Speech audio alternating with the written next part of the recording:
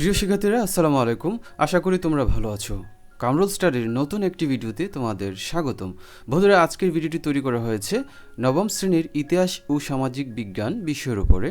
অধ্যায় বা শিখন অভিজ্ঞতা প্রকৃতি ও সমাজ অনুসন্ধান, পৃষ্ঠা হচ্ছে 1 থেকে 4, অর্থাৎ 1 থেকে 4 পৃষ্ঠা নিয়ে আজকে আমরা আমাদের ভিডিওতে আলোচনা করব। তো চলো শুরু করি। যেমন প্রকৃতি ও সমাজের প্রভাব। আমরা এখন বাংলাদেশের দুটি ভিন্ন ভৌগোলিক ও সামাজিক বৈশিষ্ট্যের দুজন মানুষের গল্প পড়ি। এই দুটি গল্প থেকে আমরা দুটি ভিন্ন অঞ্চলের প্রাকৃতিক ও সামাজিক উপাদান নির্ণয় করব। এই দুটি অঞ্চলের ঐতিহাসিক ও সামাজিক প্রেক্ষাপট খুঁজব। তাহলে আমরা কি বুঝতে পারছি যে এই যে এখানে একটি গল্প রয়েছে এবং এই গল্পটির মাধ্যমে আমরা এই গল্পের মূল যে কথা সেটা খুঁজে বের করব। যেমন এই দুটি অঞ্চলের ঐতিহাসিক সামাজিক প্রেক্ষাপট, অর্থাৎ দুটি ভিন্ন ভৌগোলিক সামাজিক বৈশিষ্ট্যের দুজন মানুষের গল্প পড়ব এবং তাদের ঐতিহাসিক এবং সামাজিক প্রেক্ষাপট আমরা এই গল্পের মাধ্যমে খুঁজে বের করব। তো আমরা এখানে একটি ছবি দেখতে পাচ্ছি। দেখো, এখানে একটি নৌকা দেখতে পাচ্ছি এবং তার উপরে কিছু মানুষজন রয়েছেন এবং সেই নৌকাটি একটি সাগরের উপরে। তাহলে এই ছবিটির মাধ্যমে আমরা যে বিষয়টি বুঝতে পারছি যে এখানে নিশ্চয়ই তারা জেলে, কারণ এই নৌকাটি একটি জেলেদের নৌকা যারা মাছ ধরে জীবিকা নির্বাহ করে থাকে। তাহলে আমরা বুঝতে পারলাম যে সমুদ্রে মাছ ধরায় ব্যস্ত জেলেরা। এই ছবিটির মাধ্যমে বুঝতে পারলাম যে সমুদ্রে জেলেরা মাছ ধরছে।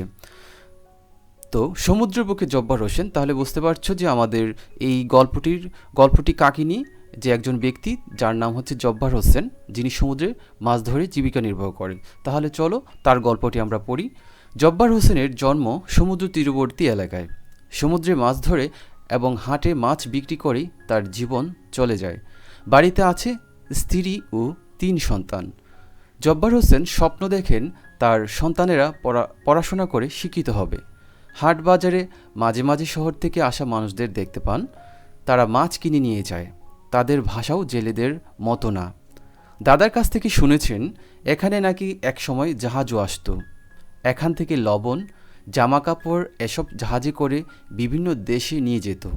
জাহাজে বিদেশি মানুষেরাও আসতো।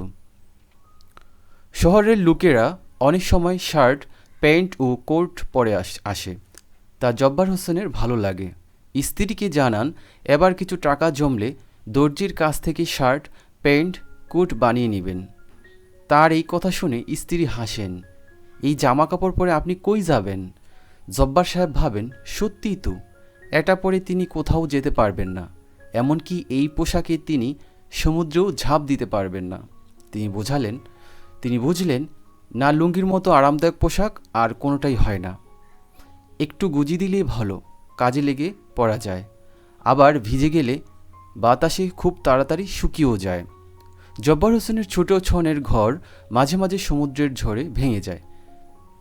এগুলো ঠিক করতে তখন বেশ কষ্ট করতে হয়। তারপরেও আগের চেয়ে অবস্থা এখন অনেক ভালো। মায়ের কাছ থেকে শোনা এক সময় নাকি বড় বড় ঝড়ে অনেক মানুষ মারা যেত। এরকমই এক ঝড়ের সময় মা তার এক ছোট বোনকে হারিয়েছেন। এখন সমুদ্রে এরকম বড় ঝড়ের আশঙ্কা হলে তারা বিপদ সংকেত পান। স্ত্রী সন্তান নিয়ে আশ্রয়কেন্দ্রে আশ্রয় নেন। জব্বার হোসেনের জীবন যেন এই সমুদ্রেই। সন্তানরা যেখানেই যাক তিনি এই সমুদ্রেই মরতে চান। মাঝে মাঝে সমুদ্রের পানির উপর মাছের ট্রলারে ঘা ভাসিয়ে দিয়ে জোর গলায় গান ধরেন। তো এটা ছিল জব্বারের যে গল্প। এবার আমরা আরেকটি ছবি দেখতে পাচ্ছি যে বিয়ের সাজে আয়নার সামনে দাঁড়িয়ে আছে অন্বেষা। এখানে অন্বেষা নামের একজন মেয়ে, যে কিনা বিয়ের সাজে বা বিয়ের পোশাকে আয়নার সামনে দাঁড়িয়ে আছে। এবার তার গল্পটি সম্পর্কে আমরা জানার চেষ্টা করব। যেমন, আজ অন্বেষার বিয়ে। ময়মনসিংহের হালুয়াঘাটে বড় হয়েছে অন্বেষা সাংমা। চারিপাশে গাছপালা ও প্রাকৃতিক পরিবেশ সবসময় তাকে আগলে রেখেছে। আজ আয়নার সামনে দাঁড়িয়ে নিজেকে দেখে নিজেই চিনতে পারছে না। বেশ সেজে ফেলেছে আজ। নিজের রুমটি পরিপাটি করে গুছিয়েছে, পুরনো কিছু জিনিসপত্র সরিয়েছে। বিয়ের পর স্বামীকে নিয়ে উঠবে এখানেই। বাড়ি ভর্তি মানুষ, সবার আগ্রহ নতুন বরকে দেখার। তাছাড়া প্রতিবেশী ও আত্মীয় স্বজনরা প্রস্তুতি নিচ্ছে বিয়ের অনুষ্ঠানে গান ও নাচ পরিবেশন করবে। বিভিন্ন খাবারের আয়োজনও করা হয়েছে। কিন্তু অন্বেষা কেন যেন সবার মতো মজা করতে পারছে না। চিন্তা হচ্ছে নতুন জীবনের সব কিছু কীভাবে শুরু করবে। হঠাৎ মা অন্বেষার ঘরে ঢুকে বললেন, নতুন জামাইকে বাইরে কাজ করতে হবে, তাদের জমি জমা দেখে শুনে রাখতে হবে। তাই বিয়ের পরদিনই মেয়ের জামাইকে নিয়ে তিনি চাষাবাদের সম্পত্তি দেখিয়ে দিতে চান। অন্বেষার একটু রাগ হলো। মাকে একটু কড়া করেই বলল, মা, একজন মানুষ প্রথম আমাদের সঙ্গে এসে থাকবে, বিয়ের পরদিনই তুমি তাকে কাজে পাঠিয়ে দেবে? মায়ের উত্তর, কি করব বলো, আমার সব সম্পত্তি তো তোমার।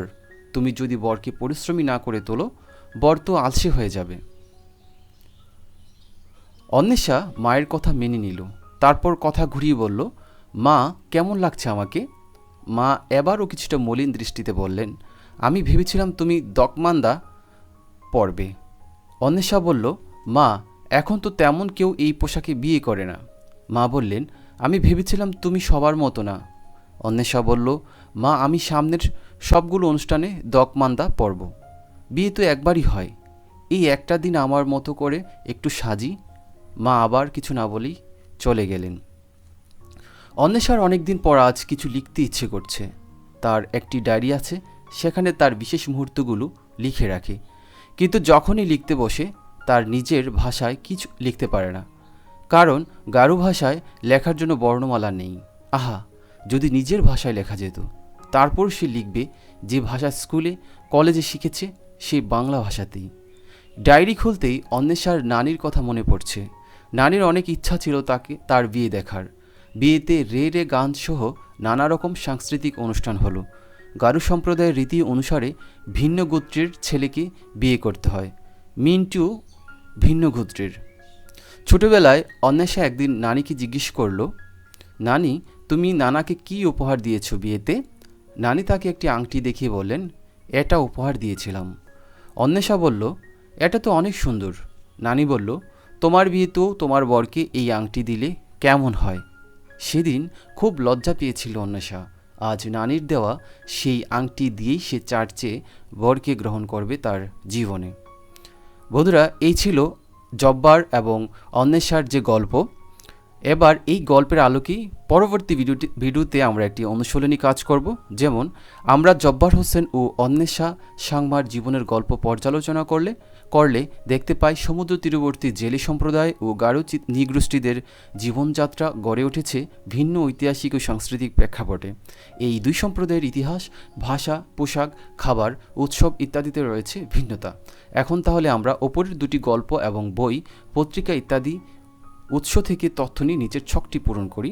অর্থাৎ অন্বেষা এবং জব্বারের গল্পের মাধ্যমেই আমরা অনুশীলনের যে কাজ এক রয়েছে, অর্থাৎ ঐতিহাসিক প্রেক্ষাপট, সাংস্কৃতিক প্রেক্ষাপট, এই ছকটি অর্থাৎ সমুদ্র তীরবর্তী জেলে সম্প্রদায় এবং গারো নৃগোষ্ঠীর যে জনগোষ্ঠী রয়েছে তাদের এই অন্বেষা এবং আব্দুল জব্বারের গল্পের মাধ্যমে তাদের যে ঐতিহাসিক প্রেক্ষাপট রয়েছে, অর্থাৎ সমুদ্র তীরবর্তী জেলে সম্প্রদায়ের যে ঐতিহাসিক প্রেক্ষাপট এবং গারো নৃগোষ্ঠীদের যে ঐতিহাসিক প্রেক্ষাপট এবং সাংস্কৃতিক প্রেক্ষাপট রয়েছে, সেটা আমরা পরবর্তী ভিডিওতে পূরণ করে দেখিয়ে দেব।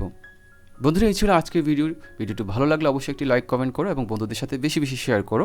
দেখা হবে আমাদের পরবর্তী কোনো ভিডিওতে। সেই পর্যন্ত সবাই ভালো থাকো, সুস্থ থাকো, নিরাপদে থাকো। ধন্যবাদ সবাইকে।